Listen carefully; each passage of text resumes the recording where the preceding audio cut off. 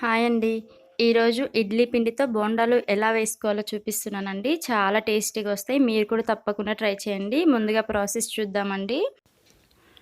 మిగిలిపోయిన ఇడ్లీ పిండి తీసుకున్నాను. అలాగే ఒక కప్పు సేమియా తీసుకున్నానండి. సేమియా ప్లేస్‌లో మీరు మైదా అయినా వేసుకోవచ్చు. ఇప్పుడు ముందుగా ఇడ్లీ పిండిలో ఇలా సేమియా కొంచెం కొంచెం వేసుకొని కలుపుకోవాలండి. ఒక కప్పు మొత్తం సరిపోతుంది. చూడండి ఇలా కలుపుకోవాలి. దీంట్లో మీరు ఉప్మా రవ్వైనా, మైదా అయినా వేసి కలుపుకోవచ్చండి. దీని ప్లేస్‌లో నేను సేమియా చూపిస్తున్నాను. సేమియాతో కూడా చాలా టేస్టీగా వస్తాయండి. టేస్ట్ అయితే చాలా చాలా బావుంటుంది. మీరు కూడా తప్పకుండా ట్రై చేయండి. మొత్తం ఇలా కలిపేసుకోవాలండి. చూడండి ఎంత గట్టిగా అయిపోయిందో. ఒక 5 మినిట్స్ పక్కన పెట్టేసుకుందాము. చూడండి ఇదైతే టేస్ట్ అయితే బావుంటుంది. మీరు కూడా తప్పకుండా ట్రై చేయండి. ఒక 5 మినిట్స్ తర్వాత చూడండి మొత్తం ఎంత గట్టిగా అయిపోయిందో కదండీ. ఇప్పుడు నేను దీంట్లో ఒక 4 ఆనియన్స్ అయితే సన్నగా కట్ చేసి వేసుకుంటున్నానండి. చూడండి మీకెన్ని కావాలంటే అన్ని వేసుకోవచ్చు. మొత్తం ఒకసారి కలిపేసుకుందామండి. దీంట్లో పచ్చిమిర్చి కూడా వేసుకోవచ్చండి. నేనైతే వేయట్లేదు. ఇప్పుడు దీనికి టేస్ట్‌కి సరిపడినంత సాల్ట్ వేసుకోవాలి. ఇది పిల్లల కోసమని నేను పచ్చిమిర్చి వేయట్లేదండి. చూడండి మొత్తం అంతా కలిపేసుకోవాలి. ఇప్పుడు ముందుగా స్టవ్ ఆన్ చేసుకొని ఒక బాండీ పెట్టుకొని దాంట్లో డీప్ ఫ్రైకి సరిపడినంత ఆయిల్ వేసుకోవాలి.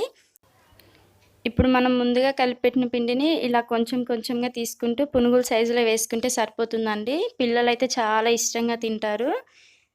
మిగతా పిండి కూడా సేమ్ ఇలానే వేసేసుకోవాలి. టేస్ట్ అయితే చాలా చాలా బావుంటుంది సేమియాతో కాబట్టి. మీరు కూడా తప్పకుండా ట్రై చేయండి. చూడండి పిండి మొత్తం ఇలా వేసేసుకోవాలి. కలర్ చేంజ్ అయ్యేంత వరకు గోల్డెన్ బ్రౌన్ కలర్ వచ్చేంత వరకు డీప్ ఫ్రై చేయాలండి. పిల్లలైతే చాలా ఇష్టంగా తింటారు. ఈవినింగ్ టైంలో చేసి పెడితే చాలా బావుంటాయండి. ఎవరైనా ఈజీగా తినేస్తారు. చూడండి కలర్ అయితే చేంజ్ అయిపోయాయి కదండీ. ఇప్పుడు అన్నీ ఒక ప్లేట్‌లోకి తీసేసుకుందాము. మిగతా పిండిని కూడా సేమ్ ఇలానే వేసేసుకోవాలండి. మీకు ఏ సైజులో కావాలంటే ఆ సైజులో వేసుకోవచ్చు. నేనైతే ఇలా చిన్న చిన్నగా వేస్తున్నాను.